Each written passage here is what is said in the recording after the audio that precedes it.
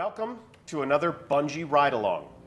This is a great opportunity for us to explore the playable spaces in Destiny and learn some of the ins and outs of development from the talented people who created the places where we go and fight and defend humanity.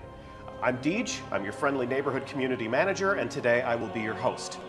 As you can see for this ride along, we have chosen as our destination the Dreadnought.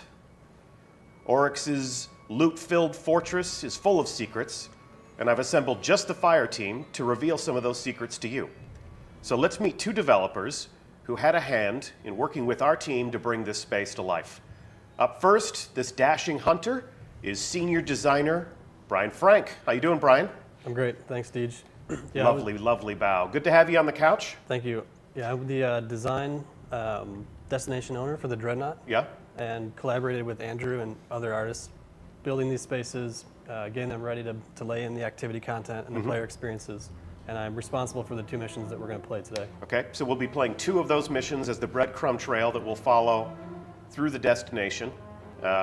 You created the action, you created the combat, you created the missions that we go on as Guardians. Exactly. That's awesome, okay. And then to balance that out, this hulking titan is senior world artist Andrew Hops.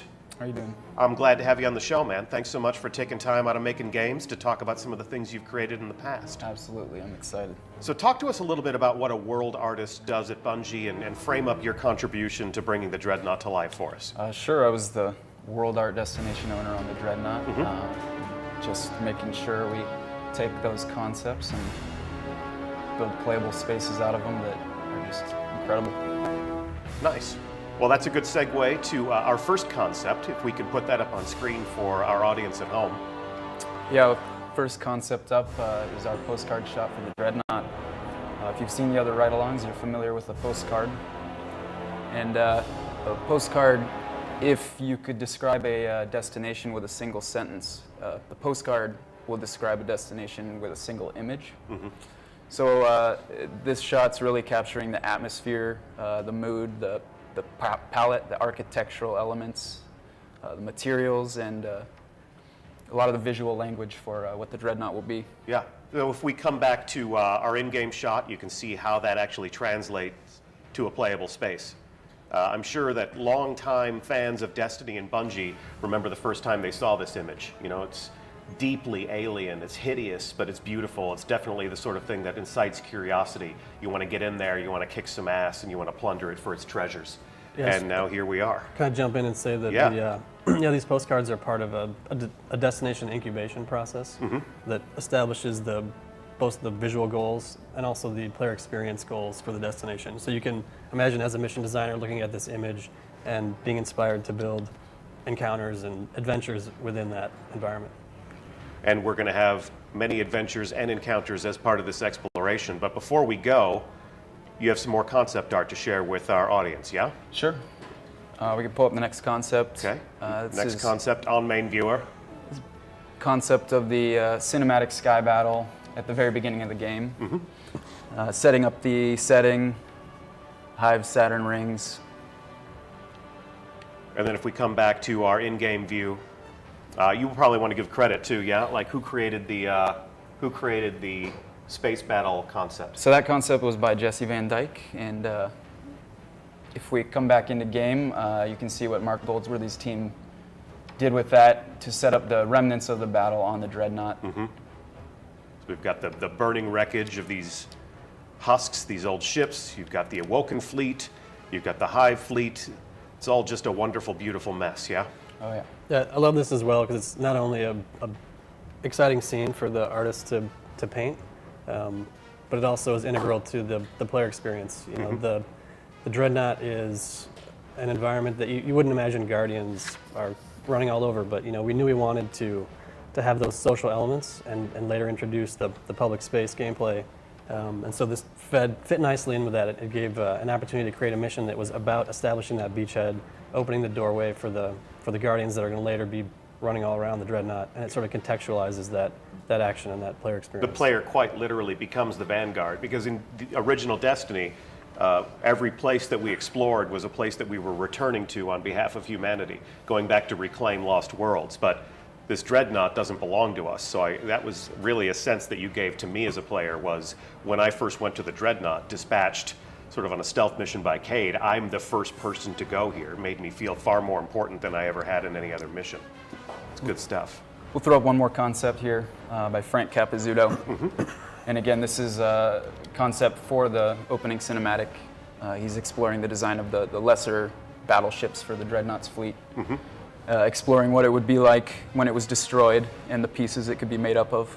And then if you come back in-game, this is not an identical ship. This is one of those cutters that we see when we're exploring destinations on missions, but you can see that fragmented, almost like it's got a spine, almost like it's got a skeletal system. Yeah, when they're designing that stuff, when Concept's designing this stuff, they're always thinking about how these things are built so you can really ground them in reality. Fantastic. Or virtual reality, as it were. All right, so let's forge ahead, yeah? We're going to play some missions. We're going to explain some encounters, and we're going to see all sorts of different settings on board the Dreadnought and talk about your process in bringing that stuff to the player. So you are our armed guards, you are our tour guides, so you're on point. Go ahead and lead off, and I'll frame everything up for the audience at home. Yeah, and I'll jump in here and talk about this activity really being the establishing shot for the Dreadnought player experience. So it has all those major elements that we want. We're going to find repeated throughout the content that you experience on the Dreadnought. So it's a foreboding and dangerous fortress. It's filled with secrets. It offers like endless opportunities to explore and discover rewards. And this first environment was intentionally built to establish that mood, right? Like yeah, we talked set about up it being a open. large open space like this with not a lot of cover. It just makes you feel very isolated. Yeah, and small. You guys feel tiny in here. Even just taking a few steps ahead of me, it feels like this place is going to swallow us whole. Exactly, and the goal there is to, in this case, the pacing, and very intentionally, enemies are left out of this initial experience, and we want you to get acquainted with the environment and feel like you're free to explore it, but it also has some dangerous elements that you're going to want to be watching out for. And no waypoint.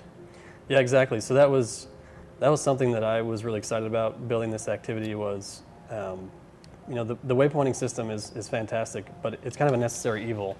I really wanted in a player's first experience with this geometry to be reading it, looking at the art that was created and navigating by sort of sight.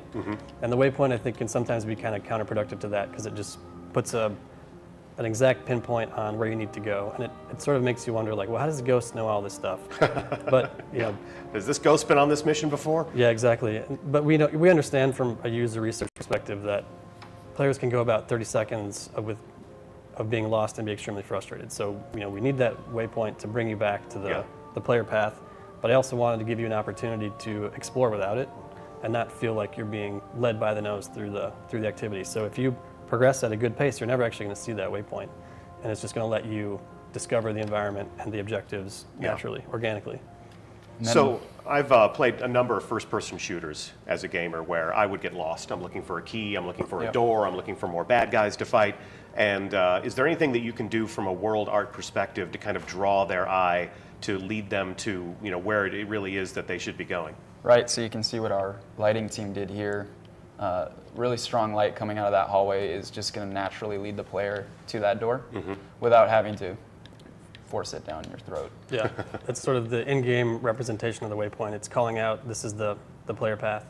And there's an interesting psychological side effect of that. I'm sure many gamers have experienced this. Like the minute that you understand where you think the game wants you to go, it sort of frees you to leave that path and go and discover for yourself what may be hidden or lurking elsewhere in the environment. So there are many paths that you can take. The Dreadnought basically invites and rewards exploration. Yeah, we just packed that stuff into the environment wherever we could. I mean, I even at one point created a list for every environment. I wanted to make sure that there was multiple off the beaten path areas that you could discover, find a reward, and then and the investment team comes in and they make those rewards real for players. It's awesome. All right. Well, there is a path that you've determined. So we're going to follow that path, and we'll venture deeper inside the Dreadnought. You guys are on point, so lead the way. I'm on your 6 hops. Follow Brian in here. Okay, following Brian. Yeah, this was, again, really exciting for me, like wanting to introduce this mysterious element of you have a path that's removed and the player's left to discover a way across this challenge. Again, highlighting the Dreadnought as this, it's testing you, it's not a friendly environment. No. And the thing that we did here, which I really loved, was we took the Ghost and we gave it the ability to reveal these invisible platforms. Okay, and these platforms have 2 very simple properties. They're invisible, but your Ghost can highlight them, and they're created when you get close to them. So they're created by proximity. So one thing that the artist did, the lighting team added this light down here, which sort of lures you to one of the first platforms, and you sort of organically discover it. And that gives an opportunity for a player that their first intuition may not be to bring out the Ghost. Yeah. They can still find this pathway across. It also makes the Ghost a little bit more interesting than it was. Yes. Yeah, exactly. And this is another theme you'll see later in the mission. Really wanted the Ghost to feel like it enabled actions for the players instead of leading you to a point and interacting with an object and having it just progress the mission. Like here, you still have to cross the chasm. You still have to navigate this sort of terrifying narrow beam that's being created and destroyed in front of you. It's a leap of faith. Yeah, by dark magic. And the Ghost is assisting you in that, and it's giving you additional information that you have to use to complete the puzzle. Yeah. I gotta say, I don't really have a fear of heights in real life, but Destiny gives me a sense of vertigo all the time, like sweaty palms in the vault of glass. You guys are killing me with that.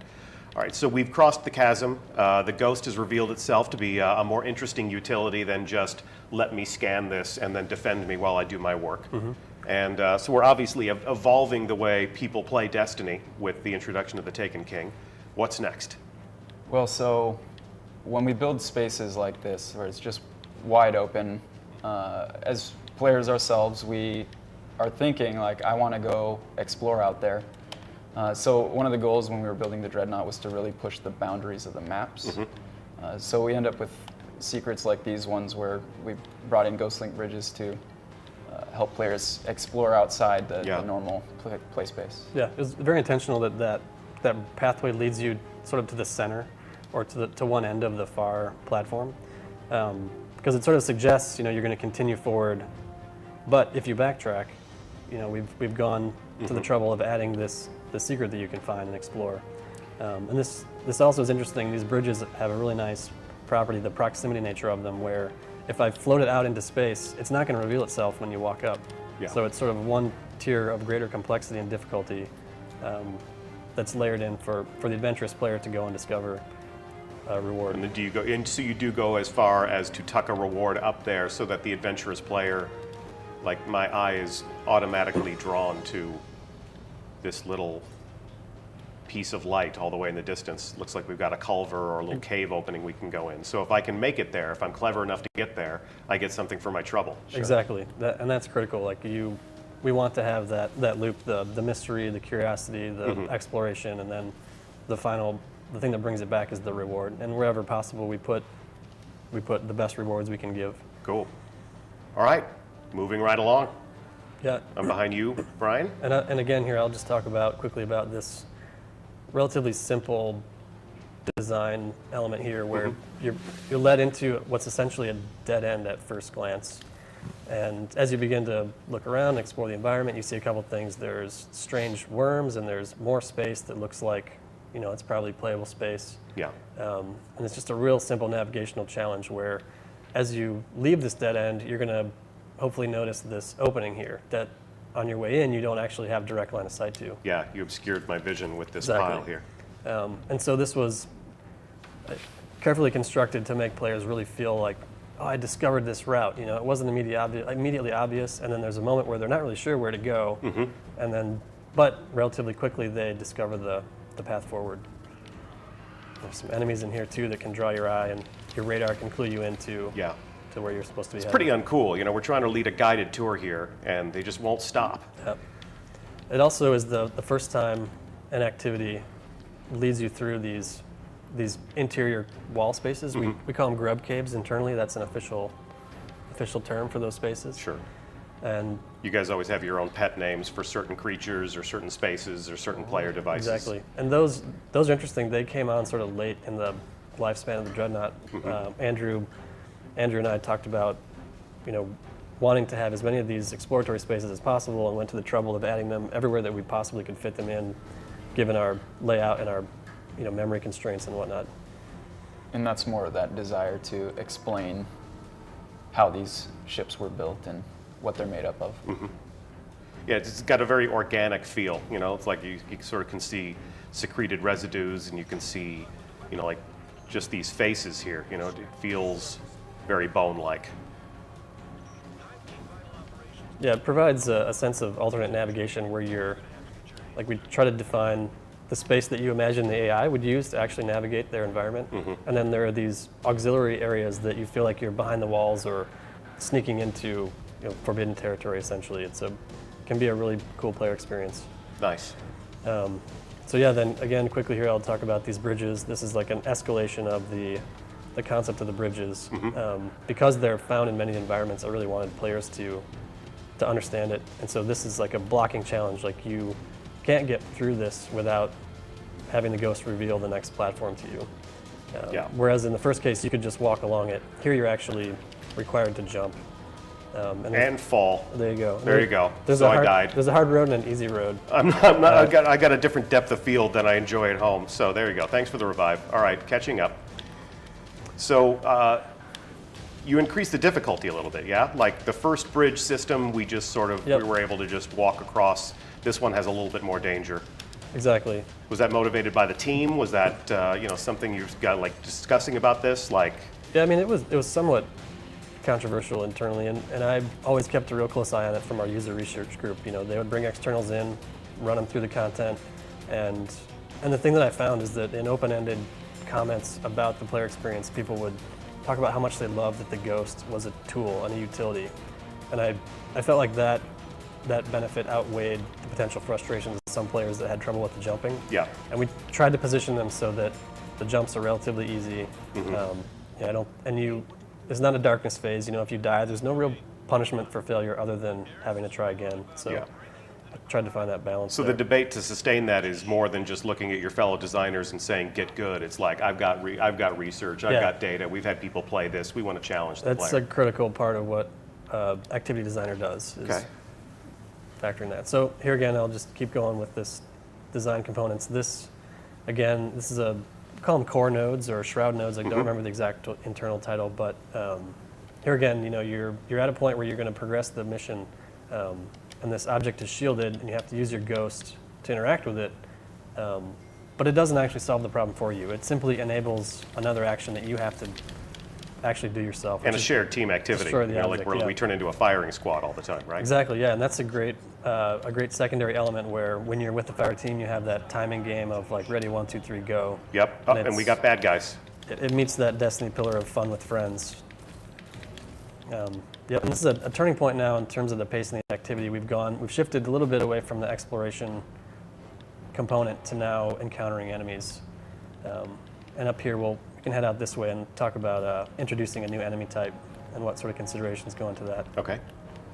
On you. Yeah, so Hops, if you want to engage these guys, it's the first time you're going to see the Taken Acolyte and their eye, this turret that they can summon. The Acolytes are great. Their base sort of behavior and weapon loadout is great for bunkering and holding positions. And their new ability that they acquire as Taken just further turns them into, like, it takes them from being a hard point to a fire base. So now they have this force multiplier that they can bring and put pressure on players that are trying to move into their space. So you can see them here arrayed on this bridge, and they're opposing us. And from a geometry and gameplay standpoint, there's this really nice choice you can make. You go left or right, and doing either basically invalidates their cover. And then you have this sight line here where you can just kind of come in and fish in a barrel and feel like you outsmarted them. And that's a big part of what goes into all the considerations of the encounters. As a designer, you have to take the role of general or commander in a way. Like, you could think of a real-time strategy game where the enemy, we want to place them in a manner that makes them feel tactically intelligent and strategically plotting against the players. And you get to think for the enemy then. Exactly. You get to be the puppet master. You get to put the pieces on the board and say, when they come into this space, I'm going to help the Hive fight the Guardians by, hello, open fire, weapons free, Oh, yeah, I forgot. reloading. There you Okay. go. So I don't know if you guys have been collecting your calcified fragments, but the Books of Sorrow explains that the daughters of Oryx are the ones who built these weapon systems. That The was same daughters that we face in the raid. in the King's Fall raid, yeah. Yeah. And the Spec Ops team, when they built that asset, I know there was a very intentional desire to unify the design language. It appears to have the same taken effects language as other effects. Yeah. That those You got games- screen effects. We're obviously surrounded by some black, bad magic, some bad juju, if you will. We can beautiful. go check out the Court of Oryx real quick. I've got another concept from Frank Capizzuto. Okay, let's put that up on screen. We have our statues, our totems, if All you right, will. So this was exploring the player interactable for how the Court of Oryx would summon the Hive combatants. And we can talk a little bit about some of the lore behind that. So of course there's Hive intaken around the Dreadnought who drop sigils, and those sigils are basically a way for those Hive intaken to communicate with high-ranking Hive. So once a player acquires it, they're opening this portal into Oryx Throne Realm And if we come back summoning to the them. game view, here they are fully realized in game. So you work pretty closely with concept artists. It's not just a matter of concept artists making a few sketches, giving you a postcard and say, go make a video game. Sure. It really seems to me in the conversations I've had with you guys that you work in pretty close proximity to each other in lockstep throughout the realization of these spaces, you know, and your creative processes evolve together. Yeah, do you have another concept of this environment? Sure. Yeah. We've got an early concept for the Court of Oryx, exploring what the layout might have been like. Yeah. There's some differences here. I see you've got Absolutely. some crystals up here Yeah. in the upper left-hand corner. I think this started as an activity concept. We knew we wanted in the public space for Guardians to come together and fight these bosses and take on challenges as a group in a way that they hadn't done before. And so that necessitated an environment to do that in, and that's when we go to the artists and start the conversation about how big is it, what form factor does it have, and then onto the concept team to realize that. And there's one more concept, the color version of that, the color pass. And all of those are by Frank Capizzuto. And you can see at one point we were really sticking with the crystal obelisks as the interactable to summon champions, but Then things change in development. yeah. These things go away. If you actually come back to the in-game view, you can see that those crystals got replaced with your summoning gate here, yeah? Yeah. Right, so because those obelisks are kind of seen all around the Dreadnought, it could be confusing. So we went back and designed a new interactable, which became the statues, and now those have one clear purpose. Yeah, and this gate is an element that is repeated and players see through different activities. It's interesting, we just triggered this event where one of the actual Court of Oryx bosses makes his cameo in this story activity. And I could talk a little bit about this. The space that we're in is later used as a public space, so it has a very non-linear and sort of open layout, which feeds right into that design goal of having the Dreadnought destination feel explorable and offer players with choices of what they're going to do and where they're going to go. So when I was building this activity, I knew that this event type was planned, and I talked to the designer responsible and said, you know, if there were going to be a preview of Court of Oryx, you know, what would you want that to be? And this is who he gave me. So a player on their Fanatic first of Crota. mission aboard the Dreadnought, are they able to kill this? I mean, it's That's a good question. An echo of Oryx, right? It's a fanatic. Yeah, he leaves. Oryx is dead, but it's sort of like a remnant of Oryx, yeah? Yeah, I don't know. I want to say it's impossible to kill him, but who knows? I mean, Who knows, I right. wouldn't be surprised if a high-power fire team could stun him and kill him. They never fail to surprise us, do they? Wouldn't shock me. So yeah, and that is just an example of like a non-gear reward, a player experience reward for coming out to the center of this bubble and leaving the beaten path. You know, and this is, I think, a really interesting vantage point. You can see all of the different avenues inside all the spaces and how they're connected. And a player that maybe doesn't feel really confident in the platforming, the jumping game, they don't have to come this way. They can take a walkable path. They never have to leave the ground, and they can still make it to their objective. But then it sort of meets players where they are. If you have a lot of experience with the jumping stuff and you want to make the shortcut, it's there for you to discover. Here I come. All right, I'm with you guys again. Where to next? This is the last of the 3 nodes that we destroy. Ah, yes. And I don't know if I mentioned this earlier, but you can destroy these in any order. Again, reinforcing that player choice design goal. And this space introduces another one of our new combatants, the Taken Wizard. Angry wizard. Yeah. Dead wizard. First time you see him, he's just a standard wizard, and then there's a little bit of a twist here. You go through the motions again. You've done this twice already. You think you kind of know what to expect. You're going to scan this and open it up and destroy it. But when you initiate the scan, it closes and another wizard spawns. Gives us a chance to see this combatant again and explore his powers and what it's like to face him. And introduce him to a Fist of Havoc. Exactly. So you see him summoning the Shadow Thrall, and there's a bit more resistance in terms of reinforcement waves. This is kind of like a mini climax encounter, where it really isn't intended to provide a ton of challenge, but more give that combatant introduction experience. Yeah, your experiences with the Hive and the Taken are escalating, and that isn't specific to this node. That encounter happens. Yeah, regardless of what order you do it in, it's always the last one. It's always the third so one. So it can appear in any of the 3 spaces. All right, I'm going to scan. Yeah, Get ready to open fire. Let's do it. It's vulnerable. There you go. Boom, and done. No problem. Good job, fellas. Okay, fantastic. Where to next? We can head this way. Following you. We're going to go behind the walls again.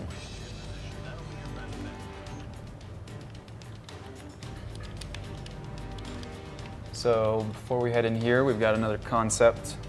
This one by Dorje Belbrook. So this is when we were exploring surface materials for the Hive. Yeah. You can see some of the inspiration for that. Shark teeth. It's pretty cool. Yeah, organic elements, teeth, yeah. bone. So we're thinking of bone and enamel and Some crystalline the elements onyx, too. yeah. It gets shiny. And then you've got not a banana, but a little thrall for scale. happy little thrall. Happy There you little go. thrall. And then we can see those textures at work as we move through this space, yes? Sure. And before we step through here, we'll Do you actually... want to move up to the next spot that's lit? Oh yeah, sure. We'll go in deeper. We must go deeper.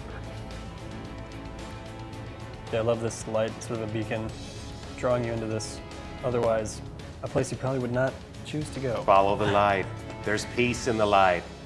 So we got another concept of the material exploration. You can see the barnacle growth, almost fungal growth on the walls, and that became a lot of what you see here Yeah, in game. If you come back into game, there it is right there.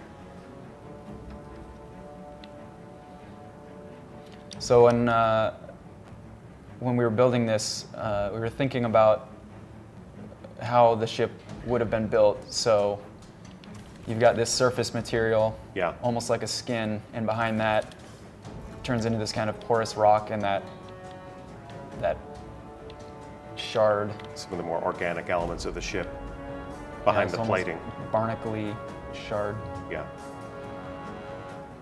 Some remember nice the- energetic crystals to light your way. The incubation for the destination talked about it being older than time and really wanting that sort of accumulation and layering to be a tangible Yeah. component of the environment. And as you're in here, we're reminding you that you're not on the surface of a planet. You're inside of a ship. So we've got these structural elements intruding on these cave-like spaces. Mhm.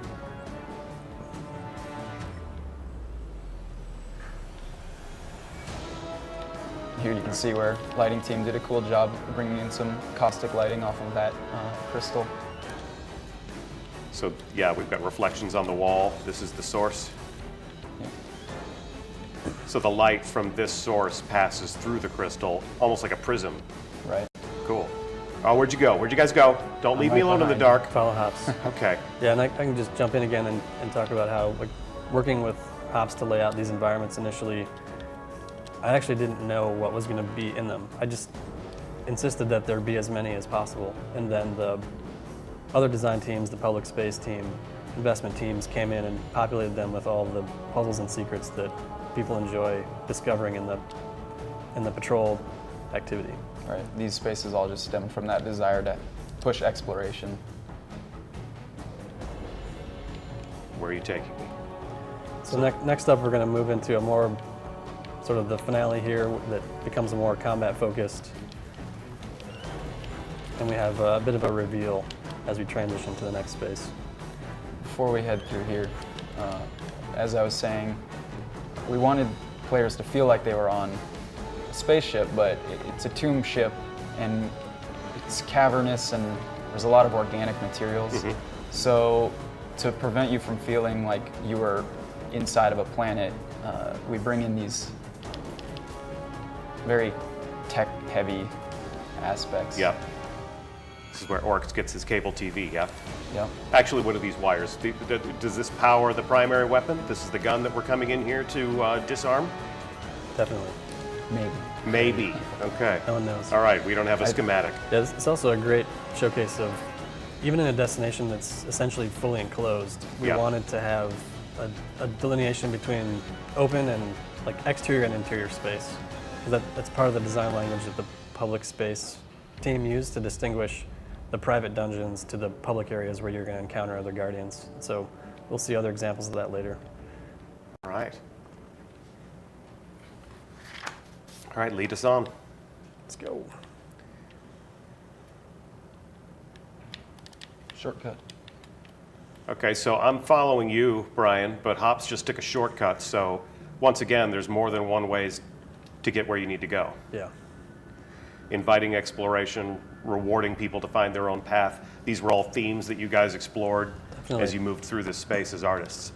Even when we're connecting one space to another, having an opportunity to make a simple choice about how you're navigating is really important for players to have that sense of autonomy. I've got another concept to put up here. All right, let's This check one that out. by Jesse Van Dyke. Jesse Van Dyke, awesome. So in this concept, he's exploring, obviously, when the Cabal ship impacted. This is one of the Cabal ship from the mission on Phobos, took off from Phobos, and Primus Tau-Un and his Bond brothers came in here, plowed their ship right into the Dreadnought.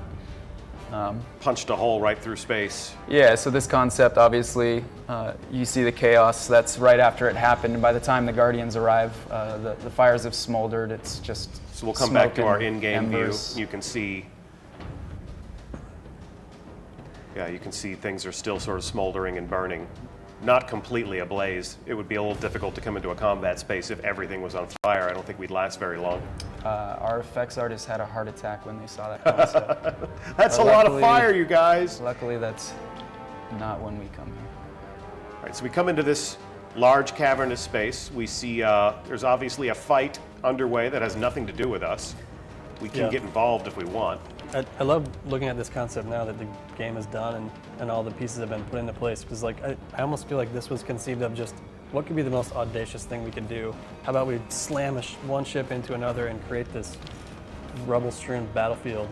And I think at the time that was created, we didn't really know who the Cabal were or what exactly their motivation was. And for players, this moment is still wondering about those exact things. And the activities that they play on the Dreadnought will begin to peel back those layers and let them understand what's going on. And the narrative team, the story guys, they did an awesome job of fitting all those pieces together. I think the ship actually has a name. You saw it in the opening mission, take Right. off from the battlefield. So again, it's completing that loop.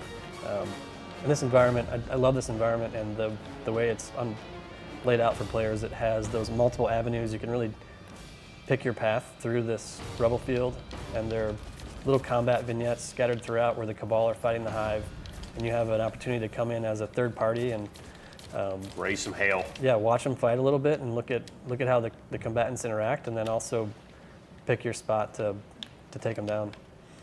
Yeah, there's so many different pockets. This is actually my favorite place to bring gunsmith weapons, if I'm ranking up gunsmith weapons, because it's such a target-rich environment, different types of targets, and if I'm only hunting Hive, you know, I've got a nice secluded place to do that. If I'm hunting Cabal, I know I got a nice endless supply of Cabal, and you know, the Taken just appear wherever they want to. Yeah, there are a couple main combat zones. Like there's obviously this area up where I'm at, Coming to by you. the Cabal ship. Yep. And we do a lot in architecting, collaborating between Andrew and I, making sure that these zones where combatants are going to be fighting are separated, because what we don't want is players to be standing in any one given spot, engaging a group of enemies, and some other group of enemies that they're not necessarily concerned about is, you know, taking shots at them from the side. Yeah. Right? So a bunch of that collaboration that we do is surrounds that design challenge of how do we keep sightlines open so players have a big vista and they can see a lot of the space, but still bisect and segment the environment into separate encounter pockets. If you want to head over here, Deej, I'll Coming to you. I'll point out some of what he's talking about. Okay, cool. Yeah, we'll just sort of take a look at the room in Crossfire.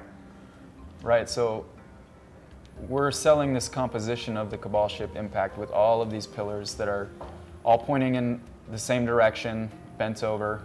Yeah. But all of the pillars that are in the gameplay space are very intentionally placed. So if you look at these pillars over here where I'm shooting, Yep. Each one of those is functional cover. We put stuff down at the base of them so that combatants can use them as cover. And then us you've got too. this- Guardians need cover too, you know. Sure.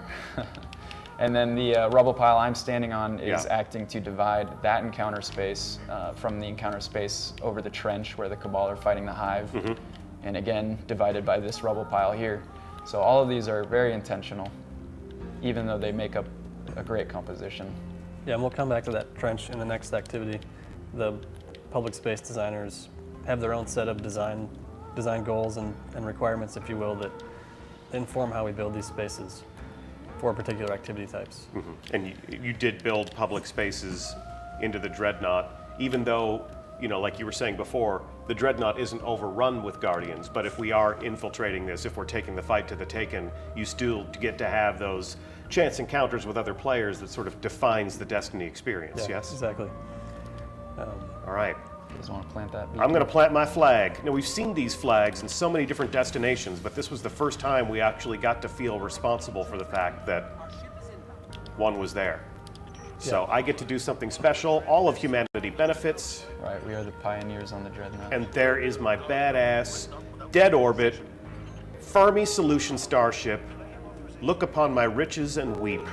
Exactly, yeah. So this is a great opportunity both for players to feel like they've made a significant contribution to the advancing the narrative of the story, right? They're opening the Dreadnought for business, for Guardians, and then we fly the ship in as a sort of a cinematic moment. This is a visual reward. You get to see your ship that you've invested time in collecting and see it in the world. I just think that's an exciting opportunity for players. We want to do that as much as we can. And now the Cabal seem to have themselves an RV.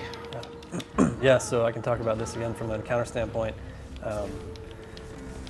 Wanting to escalate this mission to a climactic finale encounter, and one of the tools in the toolbox that I decided to pull out was this tank, which proposes some interesting design challenges. Like, for one, it's built for 3 players to fight, and on any given story mission, we have to assume that there likely will be 1 player taking on this challenge.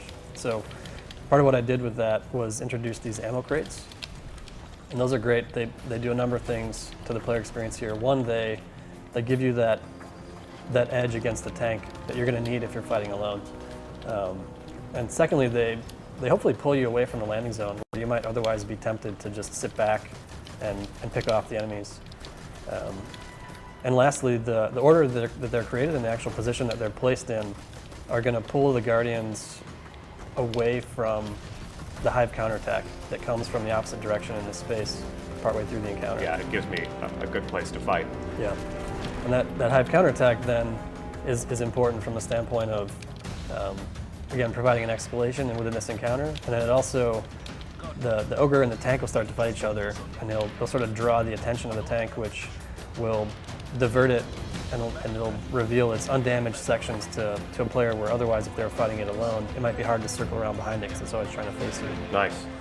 We did it. That's Oh, good. don't grieve. We did a good job. Come on your feet. On your feet. There you go. All right, we are going back to orbit. The show's not over. We've got one more mission to play. We've got more of the Dreadnought to see. This will be a momentary station break. And we'll also get a chance to take a look at how the approach to this destination is different. We're used to flying over planetary scapes. We're used to our ships and seeing, you know, the atmosphere of the planet and the ground rushing by. But the Dreadnought is a very different type of beast, isn't it? Right, it's not actually on the planet. We're out in the ruins, so we get to fly along Saturn's rings. Regicide, yes, Brian? Correct. And we'll go for launch. We'll throw up another concept here while we land. Okay. This one's by Adrian Myshak, and he's basically establishing what the Dreadnought is going to look like on a macro scale. You can see there's some Cabal ships down there too, so maybe this was the mission from Phobos and ended up being where Primus Taun Punched right impacted through, his yeah. Cabal ship into the Dreadnought. So we got 4 ships on approach. Conceivably, only one made it through Right. past their defense grid. But if we dissolve back to in-game, we're on approach. Instead of a planet's surface, we've got the rings of Saturn, so we're in the middle of deep space. Fighting aboard an enemy capital ship. And here we are again. And action. Here we go. This is where you make your spoiler alert. Spoiler alert, Yeah. friends at home, this is the last mission that takes place as part of the Taken King campaign aboard the Dreadnought. Obviously, the raid is the pinnacle of your experience, but if you have not finished your Taken King campaign, you are invited to leave now or have your experience spoiled. We'd be happy to spoil your experience for you. That said, who am I following? Yeah, we'll run down through this trench here. Okay. I alluded to this earlier. Trench run. Having safe routes for players that are trying to collect materials and maybe don't want to So- constantly be engaging with enemies. It's one of the principles of the public space design. So Yeah. we made sure in laying out this environment that we had those opportunities, those routes where players can effectively avoid the combatants. If they have an objective in a specific bubble, they can get there quickly and do what they need to do. Okay. And then again, in this transition actually used to be more or less a series of hallways, right? Hive interior, and that was something that the public space team took a look at and asked us to try and improve upon. And so we instead made it that you're alongside the hull of the Cabal ship here where it's punched through. Yeah. Which does a couple things. For one, it retains that sense of being outside because there's another structure here that you're outside of. It's visual storytelling, and it gives you more information about the Cabal ship and what happened. You can see the hull is scored by all the wreckage that it grazed past. And you've moved past me, so I'll catch up. It's also helping orient the player as they move into the next bubble. Yeah, because you've got that blue machine environment on the left, and then the rubble on the right. Yeah, create sort of a north star so they can to say, I'm on the left, on the right. You got him? You got him? You good? You good? Yeah, well, we crew these out. I can sort of talk about this activity and its goals. The design director, the design lead for the project came to me and basically laid out a plan for like almost like a boss rush experience. Who was that specifically, the design director? Luke Smith. Luke Smith. Conversations with Luke. He came to me and said, this activity, we're going to have 2 ultra boss encounters. Initially, I was like, man, you're crazy. That's too much. We've never done that. But I think that was the right way to go. And it feels right for the culminating activity in the story campaign. We're really trying to present Oryx as a threat and make this feel like an achievement for players to overcome these obstacles. Nobody touched the rupture. Okay. Nobody touched the rupture. Copy rupture. We're not going to go through there yet. We have some fun things to talk about first. Let's jump into another concept here. Okay. This one by Ryan Demita. Yeah. And this was when Ryan's exploring the architectural language of the Hive architecture. You can see it's very Gothic inspired, spiny, bony. And if we come back to our in-game view, That's how it's realized by the World Art team. Yeah, very skeletal in nature. Where'd the rupture go? Okay, there we go. So by this point in time, we have returned to the Hellmouth. We have used what remains of Crota to become Ascendant, and eventually we're going to go through that portal for some of our final encounters with Oryx. But there's still more fun to say about this space before we do that. Sure, So, we've got another concept here by Darren Bacon. This was the view of the front of the Cabal ship. You start understanding its relationship to the other bubble here. you can go ahead and pull us back into the game view, and that's how it's realized. It's actually hard to get a good vantage point of all of the Cabal ship. You can see sort of the two tines that reach forward and then sort of the center structure. But it's such a massive thing that you've created, it's hard to frame it up with one view. So when we're building this space, we are thinking about how it might have looked before the impact of the Cabal ship.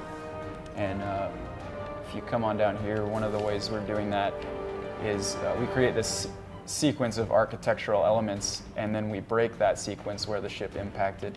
You can see all these pillars that have been knocked over suggest they would have been repeating from this element over here. Almost like falling dominoes. Right. Interesting. And from a design standpoint, from a activity perspective, I love the Cabal ship in here because it gives us another box that players want to get inside of. Yeah, absolutely. They encounter it in these first missions. They don't have any access to the interior, and hopefully it's obvious that paths lead into it, and players are wondering, when am I going to get to go in there? How am I going to get inside? That's a big door. What rewards lie beyond? Which makes the strike where you actually do get to infiltrate their ship all the more of a triumph, right? Cool. All right, up next. So instead of going through the rupture, we're going to dip into another bubble real quick. Okay. I believe it's the founts, right?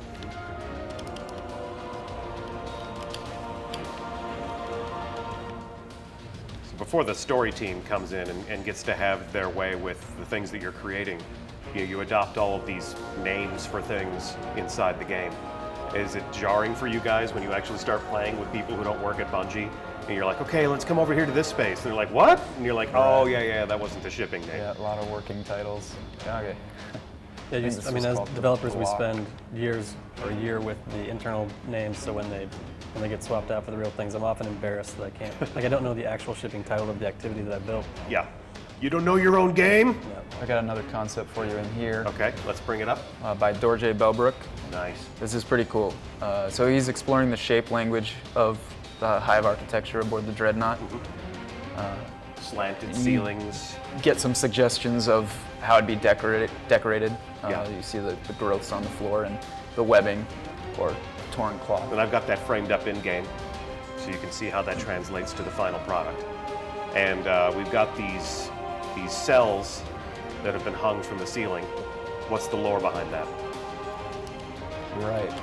So I believe that this area is meant as a hive prison, and inside these prison cells we've got hive combatants, or excuse me, combatants of the hive that Oryx's they've enemies. captured and kept in here.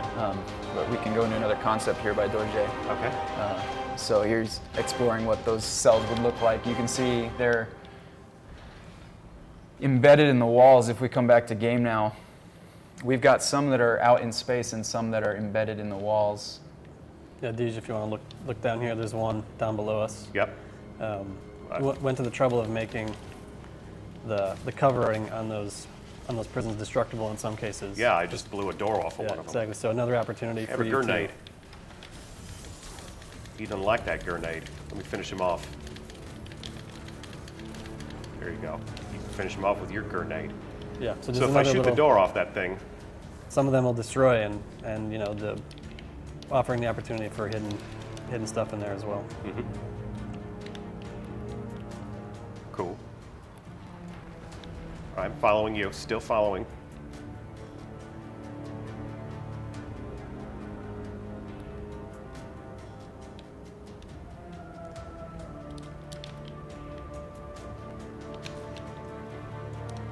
All right. We've got another concept for this area. This one Caverns. is again by Dorje Yeah. Bellbrook. You can see it's changed from the concept a bit, but most of the architectural elements are there. Yeah. You see the prisons up above. If you look up, you see some of those prisons. And then this is something I Right. actually didn't notice until I played with you guys. Let's Right. come back to our in-game view. So I knew that made it into the PvP map, the dungeons, but actually, I gotta admit, playing, I didn't even notice that it was right up above us. If you look directly up, he is flying around, checking on all these prisons. We call him the Warden. That's an actual sentient Eerie. being. Sure. Making sure no one escapes. Yeah, And then we've, of course, got this device in the center as well, which was meant almost as some kind of a torture device. If you think about it, you can see there's some prison doors right here, so perhaps there's combatants inside there. Yeah. And it's also got qualities like a clock, almost like it's a slow tick, Yeah. right? Imagine being in a prison cell and hearing that all day. Like a tilt-a-whirl that just never, ever ends. I think there's a special place in hell. All right, we can head back. Yep, follow me. We can take a long way back. There's another grub cave over here. Okay. Can slip through. Let me catch up, bros. Yeah. I like these because you feel like you're breaking the normal bounds of the map. Yeah. The space is interesting too, sort of the history of it. It originally had the front of the Cabal ship in it. And when it came time to evaluate how this was working, it was decided that it was just too much overlapping spectacle, basically, and that we made the decision to pull it out of this space and put it into the neighboring one that we just looked at, so that each of those environments could be more focused on that singular element. So in this case, it's the prison aspect, the warden, the torture device, like all those things have room to Where the hell did you guys go? Up, and out. Oh, okay. yeah, and then the previous level that we're in, that it becomes more about the destruction caused by the Cabal ship.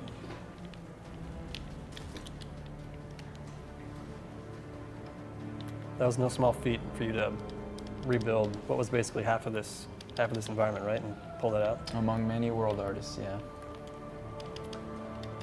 So we are on our way back now to the Rupture, and we're going to go take the fight to Oryx. Is that the plan? Let's do it. A lot of cells. These are also cells? This is where we been- started. They've been coasting the galaxy for millennia, just accumulating. It's a lot of enemies. That's a lot of guys that need to get put in jail. Aboard your ship older than time. Older than time itself.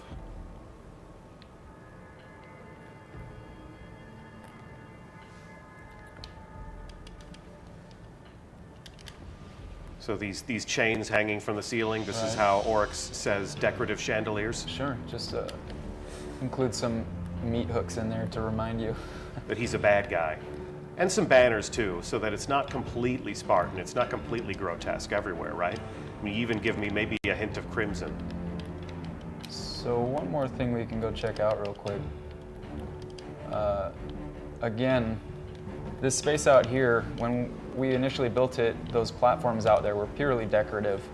And we immediately said, well, as a player, I want to go out there and explore. Mm-hmm. And we pulled in the Ghost Link bridges and made a little puzzle out here so Yeah, that players could have some fun doing that. It was almost like, yeah, we can't let players out there, and then we sort of asked the question, like, well, Why? why not?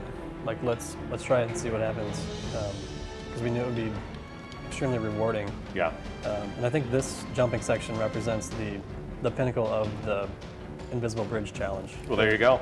For you puzzle jumpers out there, prove yourself. This is where you want to come. The gift of the worm. The gift of the worm. Tell me more. Well, there's a chest out there that maybe requires some special ability. Maybe. You guys ready to head through the rupture? Let's do it. All right. Yep. Yes, sir. And I'm following you. So yeah, we're on track here, finding Oryx. We've entered a new area of the Dreadnought that was otherwise inaccessible to us by passing through the rupture. And everything at this point is focusing on anticipation of that confrontation with the protagonist, or the antagonist, Oryx himself.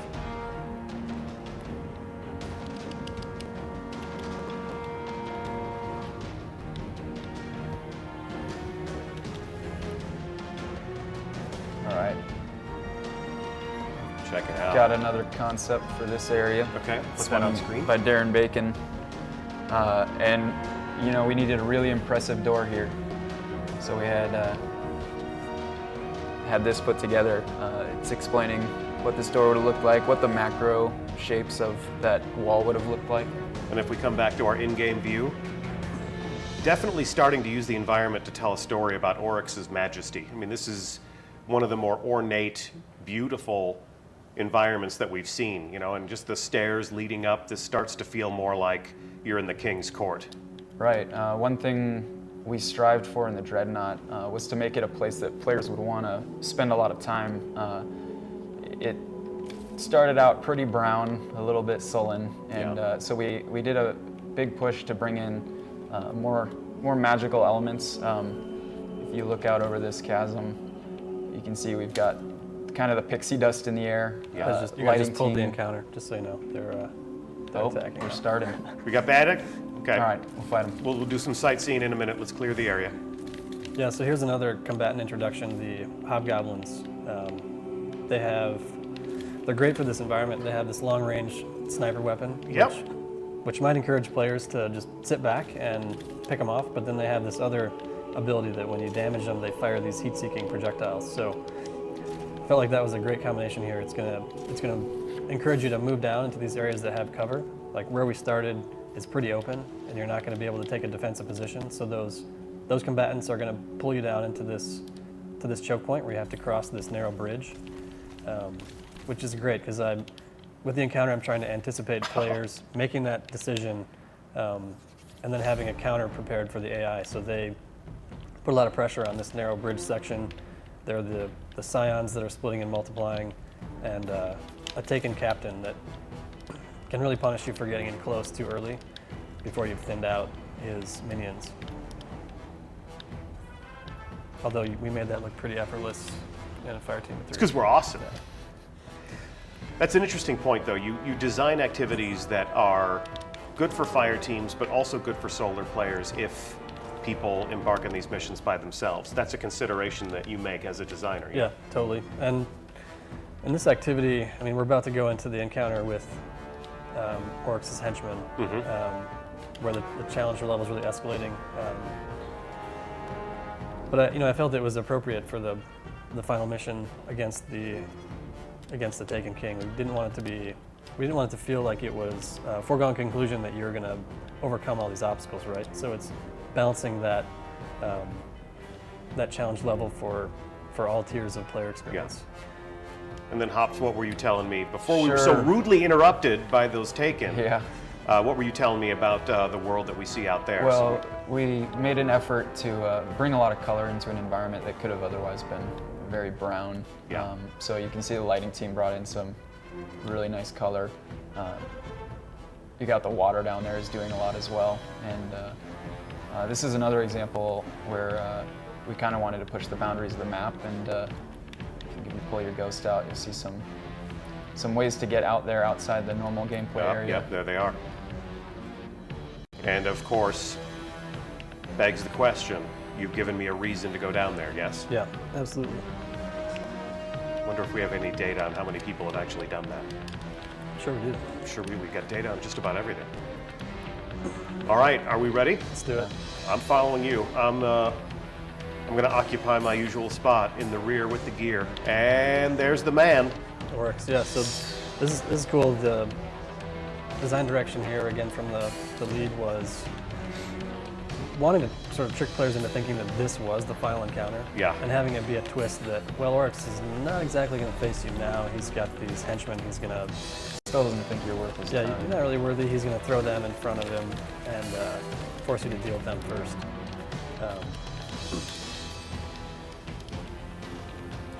This encounter presents a fair amount of challenge, and it's funny that internally we talked about them as Bebop and Rocksteady before.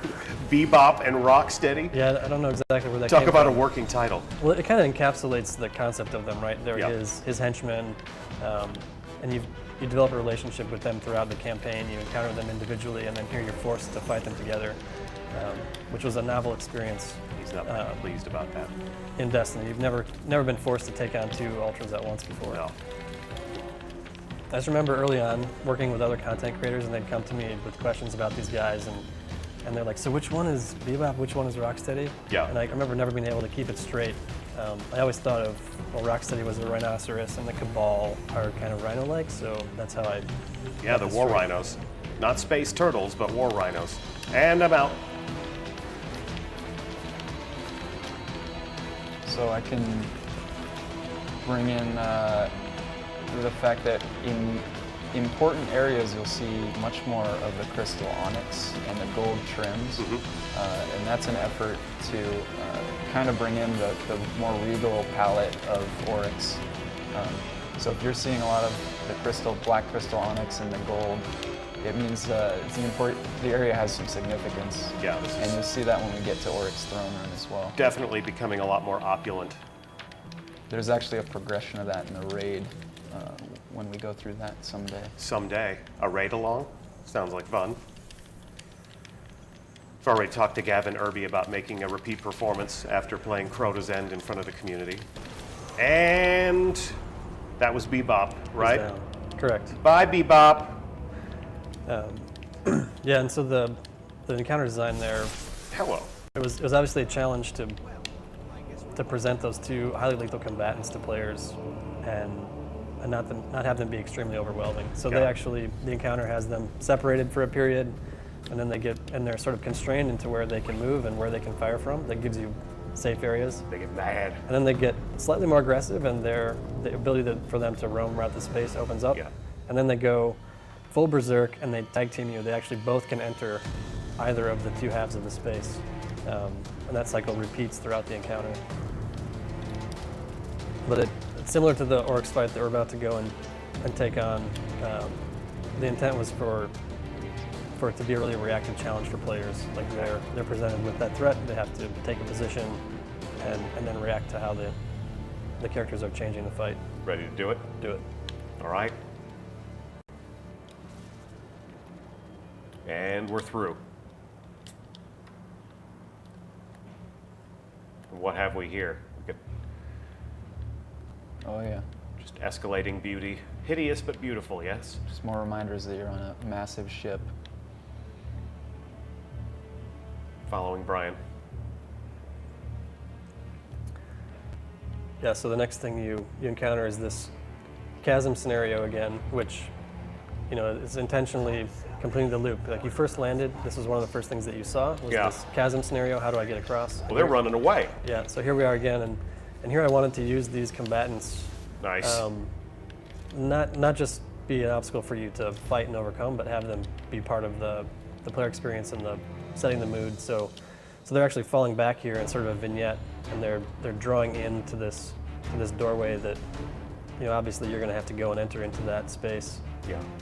which is intended to be really foreboding and something you don't actually want to do. Like an invitation. Do you have a concept for this? Yeah, we've got one more concept here. Another one by Adrian Myshak. Nice. This was an earlier concept for this, so there was some changes made to it, but we brought in a lot of those elements like the waterfalls, which are actually going in reverse. And if we come back to game, you can see how that has changed. They're flowing upwards. Yeah, the waterfalls Yeah. are flowing upward. Everything is flowing in, including the combatants, right? Yep. This whole moment is like an invitation. You come into this beautiful space, everybody sort of withdraws into the king's chamber, Right. almost as if to say, come with me. And he rolls out the red carpet. These Yeah. bridges don't have to be scanned. Yeah, it's just, oh, let me make this easy for you because you have pissed me off enough that we're going to fight now. And this is beautiful. I mean, this is just you're getting like gold filigreed steps. That palette is starting to show up. Nothing more ominous than a really, really big door. How about a completely dark hallway? Yeah, that's pretty ominous too. Yeah, this is really cool. This experience was sort of designed and conceived of by the art director. So you enter this dark space, obviously very ominous. There's this flame that leads you down To the logo of the game. to the Taken King. The sigil of the Dark King. Yeah, and we can pop our ghost just to see the room dimensions if we need to. I always like that effect. So where am I going? Where am I going? We're not going that way. All right, meet you on the other side. Let's do it. Yeah, so I can talk a bit about the final boss encounter here.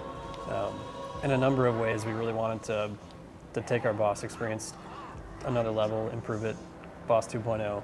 And so that awesome introduction is part of it. You know, the visual effects team, Spec Ops team, did a ton of work to create all the components of him drawing in his power and revealing himself and the flame hallway. He draws the darkness into himself, almost Exactly. suggesting that darkness isn't just the absence of light, it's a substance. And then there was another goal of this encounter to have Oryx's actual participation become more direct over time. So initially he's using this ability that is draining your super, draining your light, Yeah. and that's like an indirect means for him to assail you. And thematically, I think it makes sense, right? He's like the Prince of Darkness, more or less. Yeah. King of Darkness, even. And as the fight progresses, his means of attacking you become more direct. So initially he has these ranged attacks, then he moves into a melee focused attack. And having him drain your super was a somewhat controversial, but very intentional design choice on my part. I wanted to pace out the encounter Yeah. and not let fire teams just come in here and roll him over before experiencing all the stages of the encounter. Galley's up. Everyone throws a super. It's Exactly. over. So, and then the other side effect that it has is he stops using that ability in the final stage of the fight, and it's timed so that your super actually will regenerate right in time for you to deliver that killing blow, and give you that sort of bull rushing at you Grand finale. experience. Yeah. Now, the bull rushing at you. Nice metaphor. And again, here, just to take a look at this, I mean, we've seen, hello, I'm looking at art and he's right on top of me.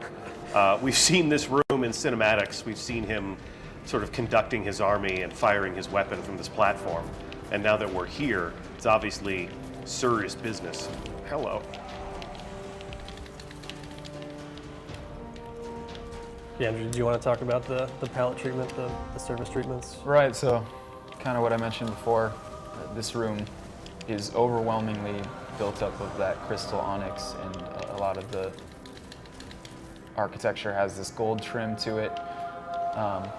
You won't see any of the barnacle piles in here. That's more Hive asset. Yeah. Or a less regal asset. Yeah. This is a very elegant, He keeps it noble clean. space. Yeah, go clean your room, Oryx. You can see he's switching to this more direct projectile attack that's firing at players. It's getting a lot more aggressive. Yeah, so his More personal. gold steps, his crystalline decorations. It's a very pretty space.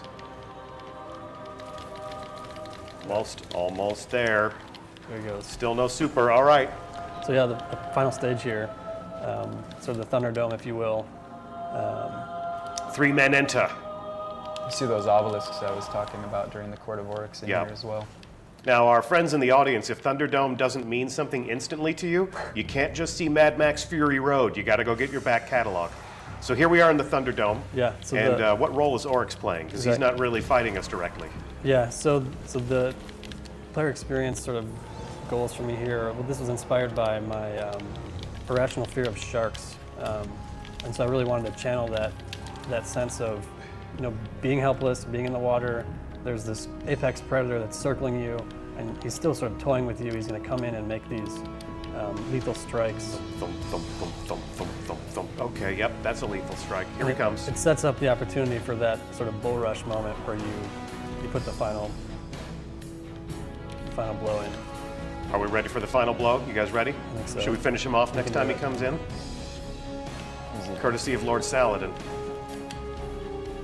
Here he comes. Nope, there he goes. Still toying with us. Come on, man. You're a shark. Be the bad man, Oryx. All right, Be the bad here man. he comes. Here he comes. Still got quite a bit of health. Got slammed. All right, last One one. more. So yeah, I mean, and in terms of the challenges to encounter, it's obviously much easier with 3 players. Everything's easier with 3 players. Although I was able to finish this on the take home. I remember texting Luke afterwards going, that was really hard, man. He's like, that was perfect. Yeah, you're going to get that super experience when you're playing this solo. It'll all time out just right. There we go. Good job, fellows. Nicely Thank done. you. Good job, nicely done. So talk to me about what's happening here. Yeah, so Is he again, dying? From the Books of Sorrow, it explains that here he's actually taking himself, and that inverts his throne realm into the Dreadnought, and then eventually we're able to access his throne realm through the Court of Oryx because of that. And it's at this moment that he quite literally becomes the Taken King. He becomes Taken himself, and this sets us up for the raid that follows. Right. So he becomes Not truly gone. not truly gone. He achieves his final form and beckons you to come and find him in the King's Fall raid. Right. And perhaps we'll play that another time. But for today, this has been our ride along of the Dreadnought. We scratched the surface. We did not see all of the Dreadnought, but it's a big place, a ship older than time. Right. So it's been our pleasure to walk you around and talk to these guys and to hear from them what they think about when they make your games, what inspires them, what challenges them, how their creative process evolves over time. As a fan of Bungie games for a long time, I love stuff like this. I hope you do too. So it's my pleasure to thank senior world artist Andrew Hops. Thank you. Thanks for hanging It's out. fun. Thanks for building the Dreadnought. And senior designer Brian Frank, thanks for filling it up with Thanks for having us. danger and agony and treasure No problem. and mysteries and secrets. We'll do it again. All right. All right. This has been a Bungie Ride Along. I'm Deej. It's been my pleasure to host you. We will be back next week. We're going to have a conversation with our audio team. This week, we suppressed the audio, the game audio, so that we could talk to these fine gentlemen. Next week, the audio and the things that you hear when you play will be front and center. We'll talk to the composers, we'll talk to the sound effects creators, we'll talk to the designers, may even talk to some of the actors. So tune in for that. Pay attention to the Bungie blog or any of our social media channels for updates on exactly when that show will happen. And, of course, let's talk about the fact that players of Destiny want new things to do. We have an entire team of people upstairs making new content for you to play. Over a longer timeline, we will be talking to you about that. There is a plan in the works for a spring update, and we'll start unveiling some of those details on a show just like this in the weeks to come. So please join us for future opportunities to learn more about Bungie and how we make games on Twitch. We'd be glad to have you. Any shout outs you want to throw out into the world before we go? Nope. All right, world, there you go. Thanks so much for watching. That's all we have for you today. Be brave.